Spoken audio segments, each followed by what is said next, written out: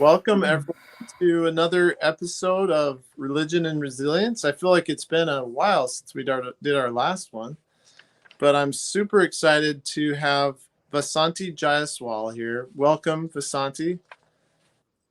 So glad to have you on our show today. Thank you. And, before I say anything else, I just want to invite any of you who are watching this who have not subscribed to our channel to please go ahead and just click subscribe. So again, Vasanti, thank you for joining us. I feel very blessed, very honored to have you here to share some of your thoughts on how activity in faith and religion can strengthen somebody internally, can give us internal strength. So just for those who don't know Vasanti, I'll just share a few things here about her.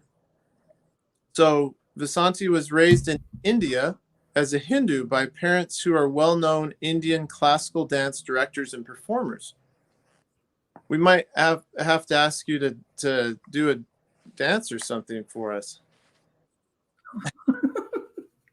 Though she was trained by her parents in classical dance and music, her academic achievements were in the field of zoology. And in the 60s, she emigrated to this country as a research fellow. So Vasanti, it looks like you gave up your career as a research associate in zoology to raise two sons. Right. And she and her husband, please forgive me if I'm not pronouncing this, Vijay? Vijay, yeah, close enough. Who is also an emigre from India, spent tireless efforts in navigating their family and the Indian community torn by bicultural values and demands that they faced in the USA. In the 80s, she founded an Academy of Indian Performing Arts in LA. She was also involved in the formation and management of 6 weekend Hindu culture schools for children and young adults. She conducted enrichment programs for West Los Angeles elementary schools. And it seems that knowledge and education definitely are sacred to you, Vasanti, and that's reflected in this bio, and I think in what we're going to hear today. But Vasanti has also been the beneficiary of direct teachings from many famous Hindu, Tibetan Buddhist, and Kabbalah teachers. After retirement, she moved to beautiful Sonoma County, and her current work covers teaching of sacred Indian texts, interfaith research via interdisciplinary applications, conducting Turkish mystic music sessions, and continues to hold individual and group personal transformation workshops. And she still remains very involved in various progressive community activities in Petaluma. So Vasanti, welcome. What could you here at the outset, would you be willing to just add anything you'd like to that amazing bio just about who you That's good enough. I have nothing more to add, really. So well, maybe if you wouldn't mind just give us a little, you said you grew up in a Hindu family of dance teachers, and yes, with our topic here, I'd love to just hear maybe if you want to share a little bit more about that, growing up in that sort of. Well, so when we say classical dance teachers, it's a lifestyle that's in many ways orthodox, which you don't associate with artists and art.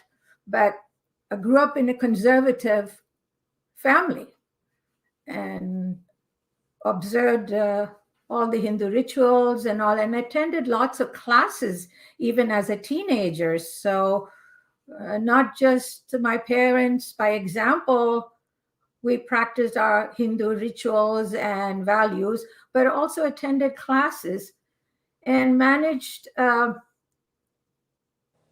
schooling, music, dance. We had no distractions like radio or television or anything like that. So it was a pretty, now I look back, it's a tight schedule. Morning 7:30, one dance master would come, on his motorcycle, and then I would have to be ready for a dance, take a shower, have your breakfast, rush to school, come back, have a break, do your homework, have another set of music and dance classes, Mm.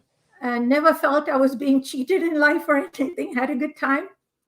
So, and did I always performed with my parents whenever they performed, and school, and I could afford to miss school, I would join in their performances. So that was, and we had people from all over the world come and visit us, which was a great experience because the embassies in the city of now called Chennai, they would ask us to have show demonstrations of our art form. So I got to see people from all over the world there, Mm. which was nice, really nice. And this was It was good. what age were you during this time? How old were you? From birth till my, let's say, till 20s. Oh wow. Mm-hmm. And this how the dance uh correlated with your Hindu beliefs, or was there a correlation there? Very much, because most of the pieces that are done are taken from our scriptures in the form of dance dramas or solos. So devotion was an integral part of the art form. Devotion to the divine was part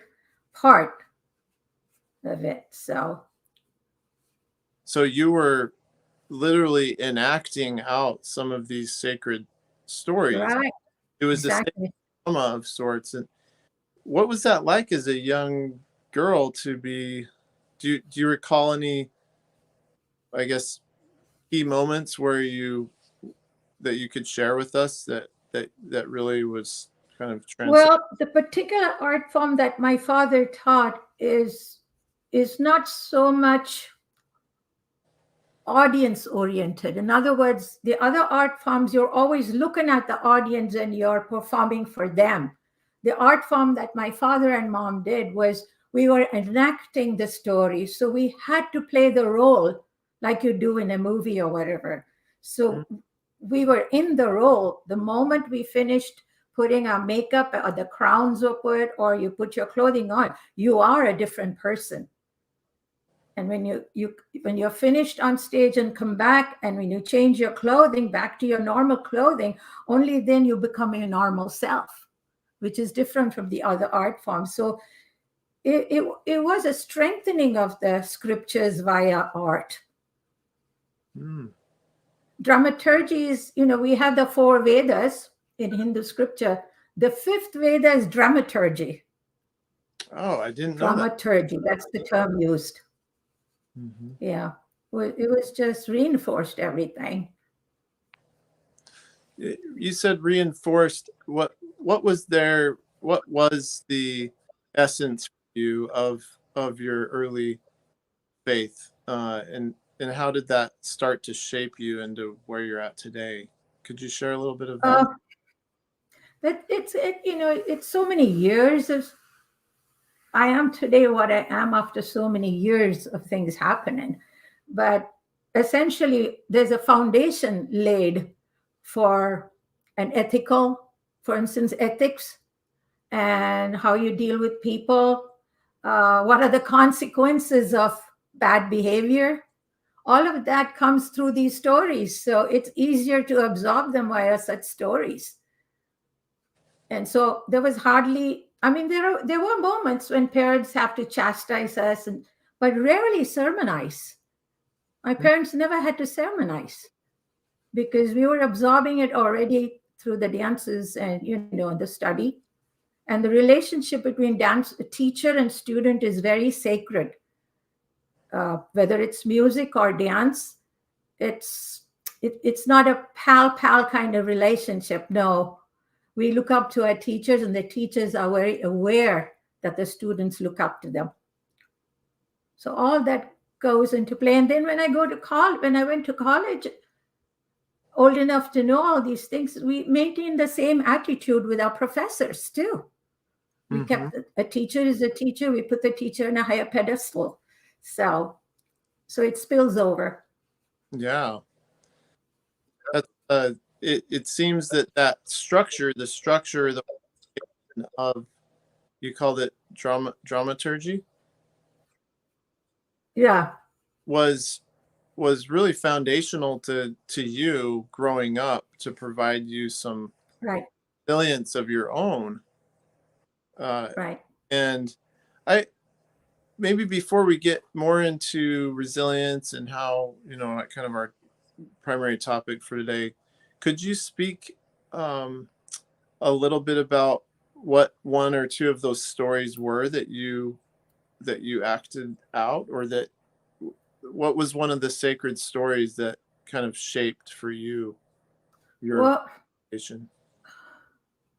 I wouldn't point out to anyone really, because we did a lot of stories from the Ramayana, which is an epic, and from the Mahabharata, another epic, and then a whole bunch of sacred scriptures called the Puranas. So we did from all these three sources. There are several stories. So I really couldn't point to any one story. Or was My there? father also did the life of Christ in his dance style. Oh, The life of Christ he has done. Yeah. And there was, now I come to think that I didn't witness it because I was already away from home at that time. But I understand, I remember going to a movie in which he featured, it was the story of Mary Magdalene. There was a part of a bigger story. There was an episode of Mary Magdalene, and my dad got to be selected to play the role of Christ. So because we went for the preview. Now it's bringing back to me how my father was able to move even beyond the Hindu scriptures with the art form he had. He was trained in. So I remember sitting in the balcony and watching, and as soon as the scene came, the scene was when Mary Magdalene comes towards Christ, and she cries and the tears fall on his feet. She takes her long hair to wipe. The Christian folks in our balcony stood up and did the sign of the cross as soon as they saw my dad. And that was a strange experience to have as a young kid, you yeah. know. So I can't help remembering things like that now that bring Wow. it up. So that art form is very versatile.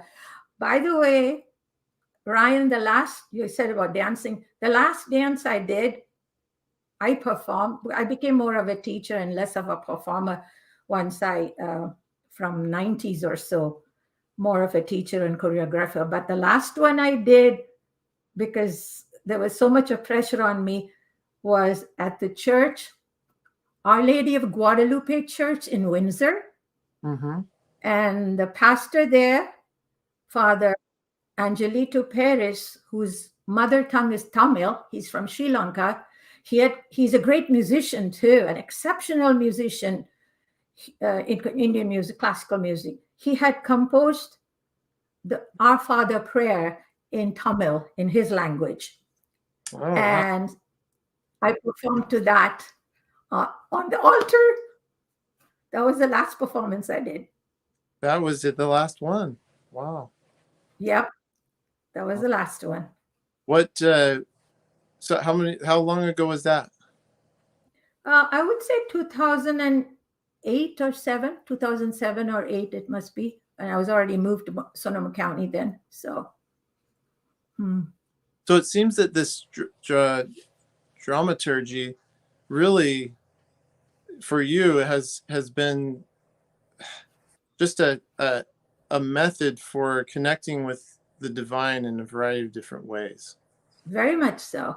Very And much so. was there a character that you related to? You mentioned Mary Magdalene. How about a character that you played in any of those roles that stands out to you as someone that kind of I Well, guess. I've played both male roles and female roles, both male characters and female characters. But I think the one that I enjoyed the most in my maybe 17, 18 was the warrior from the Mahabharata called Arjuna. My father chose me to do the warrior, and I loved it. I love being the warrior. I can think of that as my most favorite role was that. What did you love about it? where under the direction of Krishna, he gets to destroy. Well, it's because it's sometimes you just feel you need to use force against evil, you know, and yeah, I mean, you can't. I was not a pacifist at all growing up. I wasn't a pacifist at all. So this gave me an outlet. I was known for my social active. I was known as an activist even in my college days. Mm-hmm. So this gave me an outlet in the dance form uh, to fight against evil, and that's a lot of jumping up and down and aiming the arrows and stuff. It was great. It was just great. That's And wonderful. my sister played the Kama role of Krishna, who just had to. She just had to drive the horses as a charioteer. She didn't have to do any fighting. I did all the fighting, so it's good. So you really embodied that role as a warrior. That's maybe that's something that that strikes me as something kind of like our topic that we're looking at with resilience, inner strength Yes, to get through yes, the challenges of mortal life, to get through the challenges of our lived experience. And maybe we could use that as a springboard for you. In this day and age, we see a generation that's really wrestling with religion in general, and what the place of religion is for people today. And could you speak to that a little bit? Just I mean, I'm running more and more into young people who don't have any religion of any kind. yeah. They don't have any kind. They don't feel the need of religion. And if you try to bring it to them, they tend to resist. They don't want, because they have such negative connotations about the way religion is practiced. The point that they don't realize it is, I find that I have to bring it to them, is that it's very personal. You can make it personal. It's up to you to make it personal. It's like, but you still need a map. If you're on a journey and you don't know where you're going, you still need a map. And that map is religion. But you can decide which turn you want to make with that map. Nobody's telling you go constantly this way. If you have some destination you have in mind, let's say, at the time that you're seeking. First of all, they have to admit they're seeking. That's another thing. So if you have a destination and you plot the map, you'll find there are several ways to get to that destination. So you have a personal choice. And that, I find, is something that I often have to bring it to the young people who are kind of floundering. The other thing I do is, in this part of personal, is have them turn towards their core. Who are you? You're going through your troubles, you're going through the joys. Who is the witnesser of all this? You're witnessing the joys, you're witnessing the sorrow, but you need to turn inwards and see, who is that? And that is where we connect to the divine. And if I can, as often as whenever I can get that across, I find there are changes in the young person. But until that happens, they're just, in a boat without any oars, just floating. Yeah.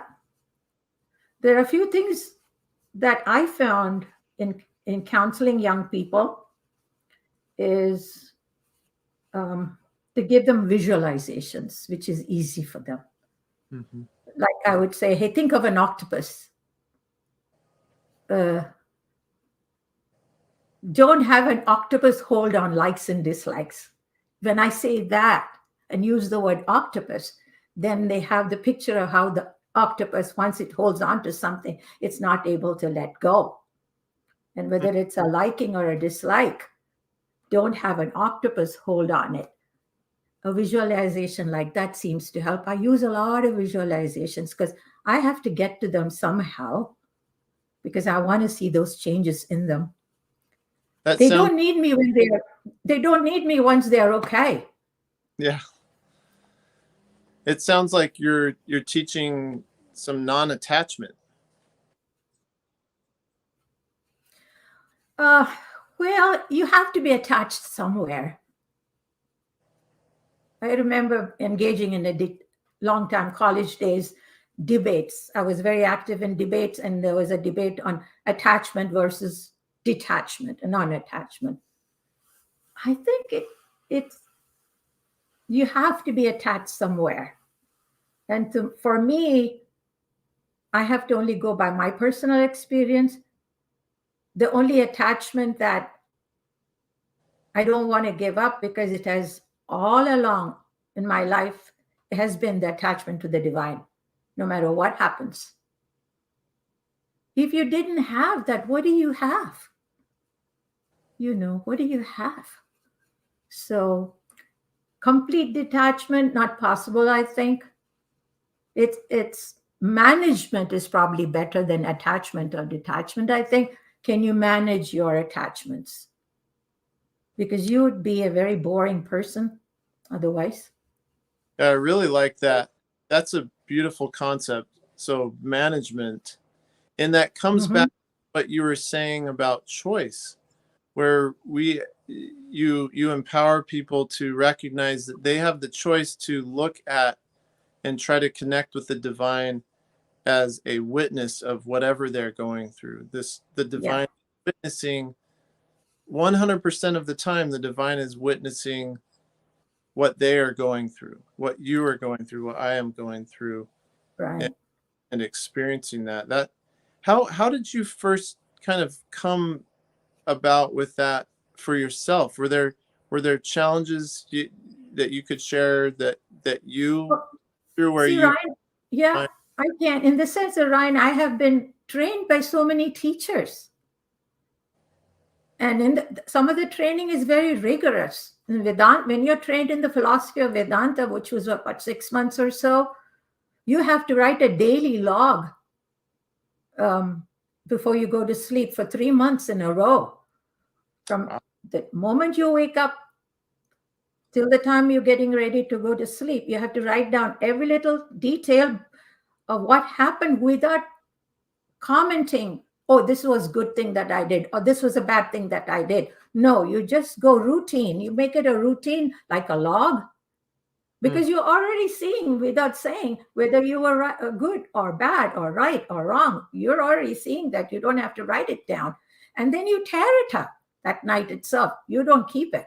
3 months of that teaches you what's called, there are a lot of Sanskrit terms that I feel that are not, I try to get only the closest English term. Sometimes it's not adequate. It's a training. It's called where you be a witness to yourself. It's like sentry duty on yourself. That's closest to it. You do a sentry like a guard on yourself, mm. and then you learn to separate emotions from decisions you have to make. The faculty that you use for decisions, if it's emotional, it won't work. You begin to learn how your mind operates.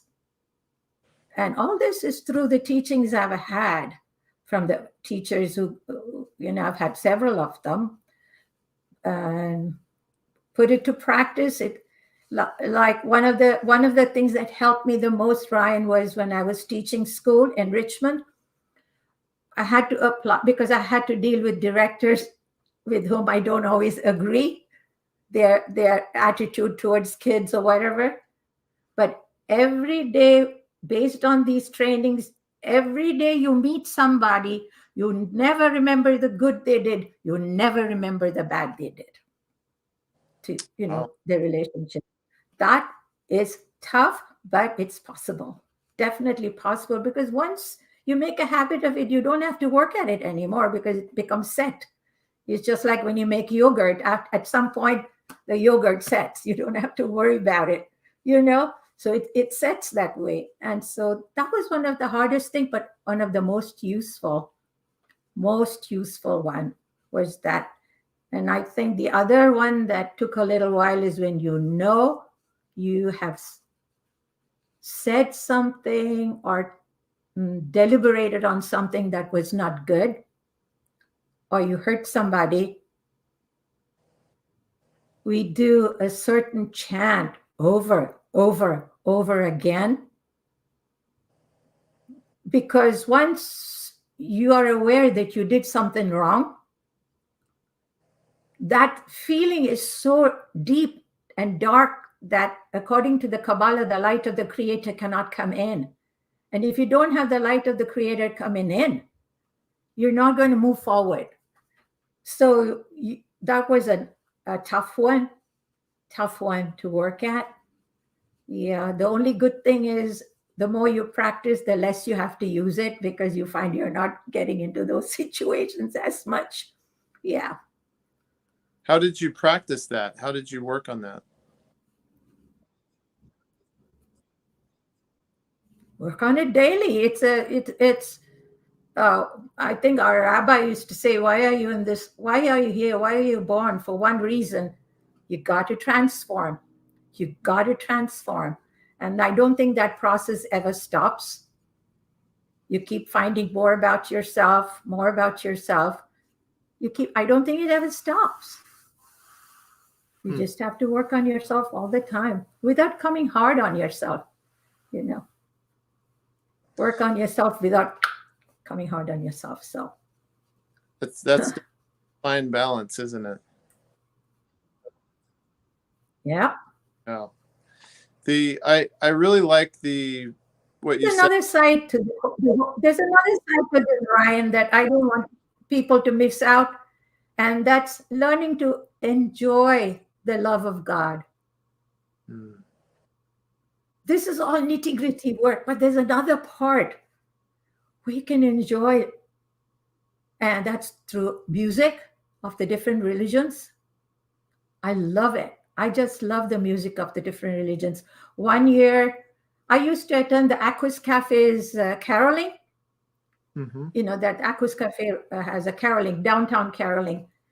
I was never satisfied, because it was more like, it's like a party thing going on. To me, Christmas and all is much more than a party. So so one year, John's wife said, would you like to lead the caroling? I said, I would, but you're going to have to do what I ask you to do. And that was to have them pay attention to what they're singing first, and then learn to enjoy. But still, it didn't satisfy me. Spiritually wasn't enough when I was leading. And that craving was so strong, I ended up listening to the Byzantine Orthodox music, the Greek Orthodox music. Wow, that was it. Every morning I woke up, I would listen to that. I was happy. Then I was able to go and direct it. The joy of being able to love God is such a privilege. It's such a privilege, People should know that exists, Anyway, don't get me on that. That one I could go on and on and on, so I wouldn't. I'm glad that you brought that up, because that is definitely an aspect of world faiths, most, if not that, where we look at the joy that is resultant from connecting with the divine and allowing that joy to be the fuel to get us through some of life's most difficult challenges. Right. So for instance, if I push music with my students and those who I have to counsel, I push music. For instance, if I have a Christian, let's say a young person, I would say, and I would select the song. Not everybody sings all the songs equally well. There's a beautiful song called Anime Christi Sanctifica Me. It's a beautiful, beautiful song. So you anoint your body before you go out into the world with the picture of Christ and what it took place. It's done in a beautiful piece of music. Every time I've given that to somebody, I found later on they were using it pretty often. And if it's a Jewish person, there's a song called Ana Bekoa, which is also very beautiful. And I would say, use it. You need that. And, and then they slowly discover how that music helps them. So, yeah. Vasanti, how would you say that? So, looking at that activity, how when you say it helps them, how do you observe the help? How could one Well, who does that practice, how could that help a person? well, two ways. One is they would tell me. That was one of the ways. They would tell me how it has helped them at times when they're having issues. When they have made it a habit of doing this, they are able to shift. That's coming directly from them. The other is when I meet them, I kind of put my feelers out to see how they're doing. That's what I do, to see how well they're doing. And so far, it's always helped. It's always helped. I think in all the years I've taught different things, there was one. There's a famous Vedic prayer that I had to share with Indian mothers, Hindu mothers who couldn't go to sleep at night because their kids are out partying, coming at 3 o'clock, drunk, whatever, they're not able to go to sleep. So there's a prayer addressed to the night, to the divinity of the night. And I would ask them, read that prayer. Many of them can't read Sanskrit, so I would give the English translation. Read the prayer. Hang your worries like you hang your coat, and try to sleep. I remember one lady telling me that it didn't help her. That's the only occasion, because I always let them know, let me know if it helps you or not. And only one time the lady said it just didn't work. And I didn't do anything about it either beyond that. On that particular case, I didn't. So. So helping, you say help, this, whether it's music or recitation of the Vedic prayer or Right. or aspects of being a centurion of yourself, watching yourself, observing, Yeah. allowing the mindfulness of recognizing that the divine is watching and observing us. How do you recognize within yourself, Vasanti, if you could share within yourself if those things are helping you? Is there some kind of behavioral change that happens, or do you notice for you how, and some of your clients as well, but do you notice? Well, let's see. I mean, I think there have been changes all along from the way I was as a teenager, let's say, and the way I am right now. I think if I have to put it in one line, I am more centered than ever before. Centered. And that's because I see that center is always associated with the divine. And as long as I don't lose that, I can, even if I stray a little bit, I'm able to come back. That's the best way I can describe, because the changes have been so many over the years. I wasn't a bad kid, but I had a lot of areas that needed fixing. So, like jealousy or anger, those were my weaknesses. So, had to work on all of them.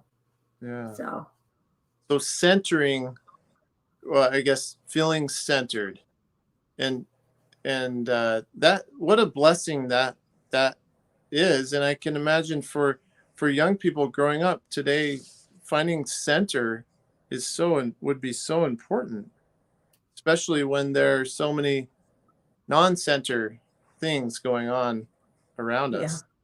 Mm-hmm. So, do you have any recommendations for young people that want to, and older people too, who want to have more of that focus on the divine? What they can do to experience that centeredness? Excuse me.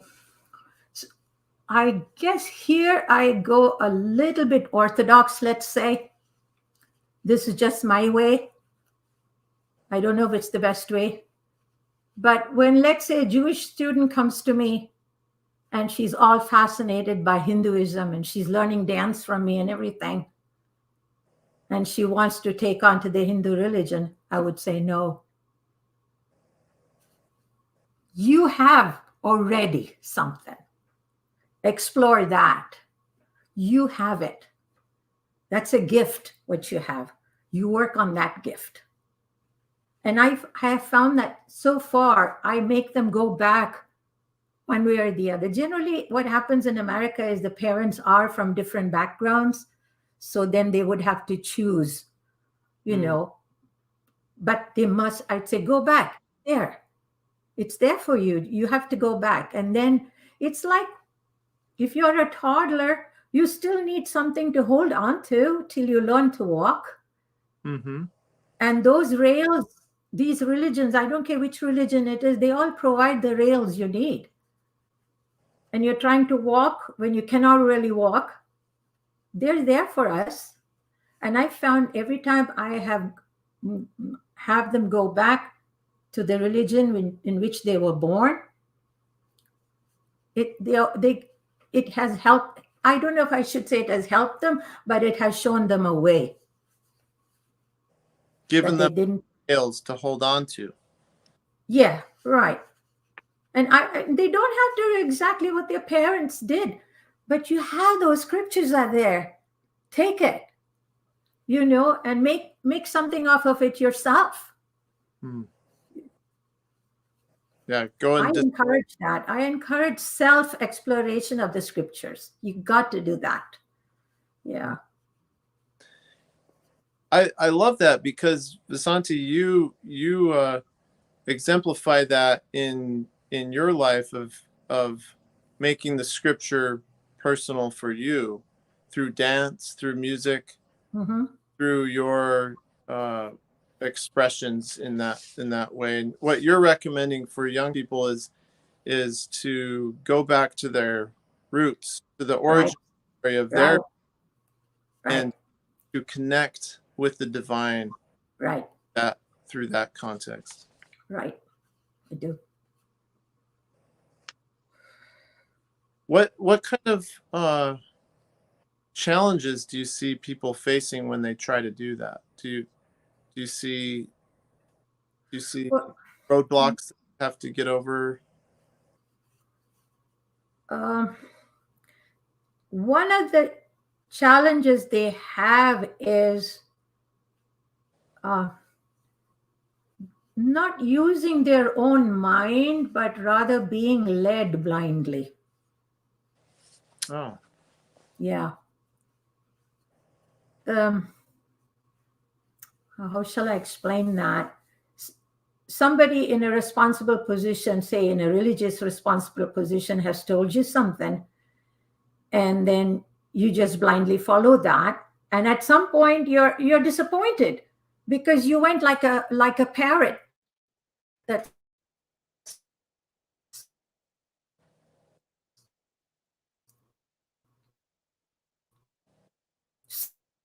simply